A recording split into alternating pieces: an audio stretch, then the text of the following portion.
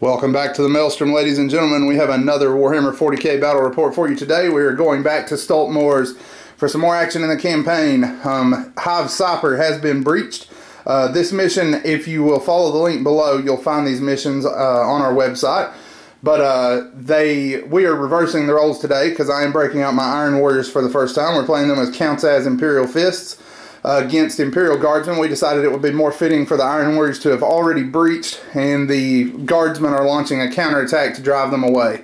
So for this mission, the Iron Warriors will be defending the bunker complex down here, Hammer and Anvil. The Guardsmen, who will all be fearless because they can't take a step back at this point, will be coming on from the city here. They will score 1 point if they have models beyond this line at the end of the game, 2 points more for here, 3 points more for here, and 4 points more if they're able to breach this final line, which at that point it will obviously be over for me. So that is the table. You've seen the deployment zones and stuff, so we will be right back with army lists. First up, we have Astra Militarum, the brave defenders that are now offenders that are coming to attack the Iron Warriors' gun positions. Alright, so first off, I have a company command squad with an astral path, and the company commander has Volkov's cane. I have a Primaris Psyker, a Commissar, and I have 2 priests. That Commissar is serving as a priest for this game. I have 2 platoons that have 3 infantry squads each. They all have crack grenades, including the junior officer squads, and the sergeants and junior officers have melta-bombs. I have a 3rd platoon there in the center. It is only 2 strong, but it is otherwise set up identical, except for the junior officer does not have a melta-bomb.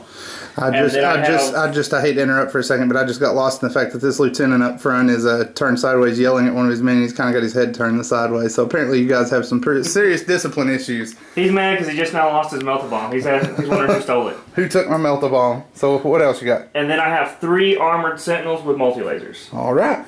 So you have seen the Astra Militarum.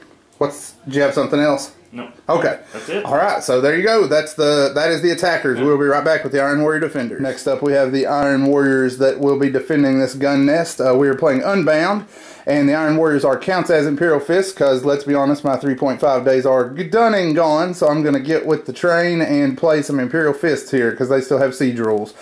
We have some allied Astra Militarum. We have 2 10-man squads with flamethrowers, and they are led by a junior officer squad with no upgrades. I'm just using the Forge World Play Pretties, so I'm going to play with the ones I got. They have a 3-man autocannon heavy weapon team attached to them, and their list is rounded off by a Basilisk. Then the Iron Warriors part, we have a Thunderfire cannon with a Warpsmith attached to it, 3 Centurion Devastators with the missile launchers and las cannons, and the leader there is my... the sergeant of this squad is my warlord, and he rolled it will not die for his warlord trait. We have a squad of 5 chosen, which are Stern Guard. I'm falling into my own little fluff world here, but 5 Stern Guard with no upgrades and a Rhino, and then we have 5 Assault Marines with 2 Flamers, and they are also in a Rhino. You have seen the armies, and you have seen the table. We will be back once the siege commences, and we are stuck into the Maelstrom. Deployment is complete. The Iron Warriors won their also are deployed first, and we'll be going first, barring a seize. The Assault Marines and their Rhino here. We have the Guardsmen blobbed up into 1 blob squad there with the junior squad behind them. And then we have the Stern Guard on the flank. Up in the tower, we have the Centurions. We have the auto cannons here, and their nest was fortified by the Tech Marine. And the Tech Marine is ministering to the Basilisk here to give him some shots downfield. As you can see, there is nothing but a wall of Guardsmen across from me. Sentinels interspersed along the edges, 1 on either flank, and then 1 there in the center. So that is his deployment, and his command squad is in the center. Do you wish to try to seize, sir? I do. Alright, so they're going to see if the Guardsmen can take it. Nope. And with a 2, they do not. So the Iron Warrior guns will cough, and we will be back as the siege commences. The smoke clears from the first Iron Warriors artillery barrage, and as you can see, this platoon, while it isn't fairly intact, these 2 have been pretty well reamed. This one took like 13 wounds. The priest in the center made all his lookouts except one, and then passed his Rosarius save, so his shield held up, and we got a Bugs Bunny cartoon going on. There's a little column of ground, but the Thunderfire annihilated everyone around him. Guys in the center took the Basilisk, which unfortunately landed right on top of his primary soccer and blew him to Kingdom Come with a single lookout sir that was failed, and 6 other men went with him in the blast. Chosen moved up, fired 2 bolter rounds here, and cut 2 more men down thanks to bolter drill. We got a reroll on a miss. Storm bolter fired here to no effect. Auto cannons fired here, did nothing. Centurion split fire to each flank, did nothing. We did nothing to we glanced the armored sentinel on this flank, and that one made all of his cover saves. So 31 casualties leading in, even in a 100 model army. That's a pretty good dent. But the Imperials are getting ready to fix bayonets and leave their trench lines. So we will be back after they have advanced. Alright, so we moved up. For the Saga phase, my astral path went to cast Terrify on the squad of guardsmen that are in the middle. I passed the Saga test, but Perils and the Commissar then proceeded to execute me. The squad did fall back out of my lasgun range. The multi-lasers off the Sentinels fired at Rhinos, did nothing. Issued move to everything that I could issue orders to, and 9% of my army only ran 2 inches or less. So we are apparently still have our ears ringing from the artillery, and we are left sitting here in the open. Yeah, so unfortunate bit there for them climbing out of the limbs, mangled bodies of their friends. But they did get these guys to fall back. Still not sure if that was a Terrifier or if the Iron Warriors Chosen down there told those guys to get back because they were about to get shot. One of the two happened, but one thing you didn't mention, I did lose one guy out of the command squad here. They went to ground to take cover from the rounds, but one guy was killed there.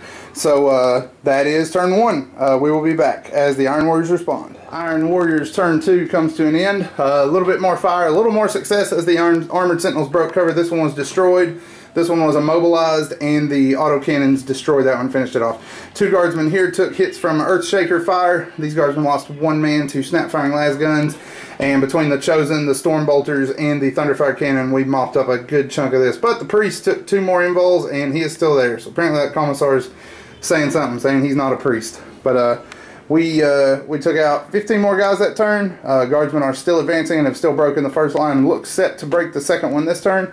We will be back following that. Alright, so we moved up and ran with what we could. Most of the squads received the order to shoot and then run. The only thing we killed 1 more guy out of his junior command squad through his 2-up cover save. And that is all I managed to do. Alright, so and a bunch of very low roll run moves again. The voice of an exasperated commander whose men are not listening.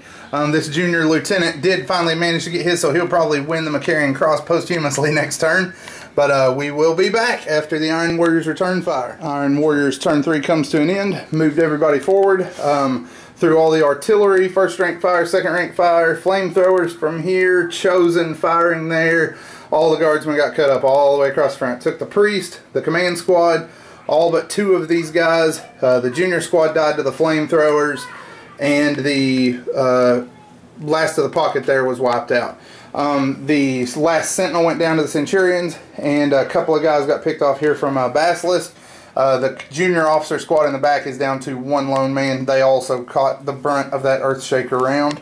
So we've got this platoon here still advancing, and a couple of crazy fools in the center still pressing their luck. Cruddy game for the Imperial Guard, but their response is coming up. Alright, so we moved up and ran, and that consisted of my turn because we're too far out to really do anything. Yeah. And run moves consisted of like 1s and 2 inches. Yeah, so Guardsmen still struggling here in the runs. Iron Warriors are doing an excellent job of setting up some difficulty for these Guardsmen to get there. We're going to shoot again. I don't want to, but we're going to shoot again. We will be back after that.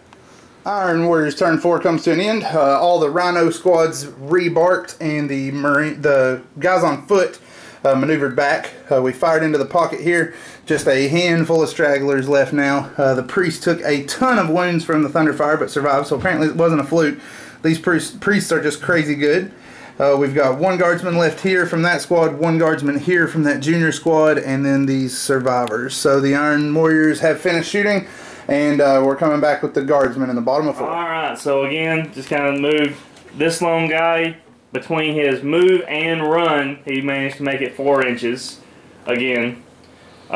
This lone guy managed to make it 6 inches on his movement, but then it's too far to run out into anywhere. So he took a single shot at the autocannons, did nothing, he missed. These guys moved and ran and are behind the wall getting ready for that last forlorn move. Alrighty, so the Iron Warriors are going to shoot again, going into turn 5. See if we can clear up some points here. Iron Warriors turn 5 comes to an end, and that is game. The guardsmen have died to the last. Everything repositioned. Flamers killed most of this squad. Bolt Pistol killed the very last priest, and then there were 5 or 6 guys left here. 4 of them died to the Thunderfire, and the last was killed by, was it the bolter off of the Basilisk? Yeah. Or no, it was the autocannons. Basilisk failed completely. Autocannon scored 1 hit and wounded him and killed him. So that is a tabling in favor of the Iron Warriors. Not totally unexpected after we got everything set up, but we will have army lists and after action reviews in the blog as always. We will have our Facebook page and our YouTube page as always that are open for likes and subscriptions respectively.